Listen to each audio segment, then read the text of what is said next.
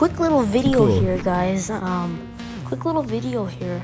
What I want to show you guys real quick today is I want to show you guys how to adjust your ringtone on your iPhone 11 Pro Max. So if you have one of these, it's basically the same for any iPhone. We can simply go into the settings application here. So let's do it. Boom. We hit sound and haptics. We can adjust the haptics. Lock sounds, we turn them on and off. Keyboard clicks and drop. Ringtones. Text tones. Notification. New voicemail tones. So yeah, it's pretty sick, guys. I'll see you guys in the next video. Thanks for watching this quick video.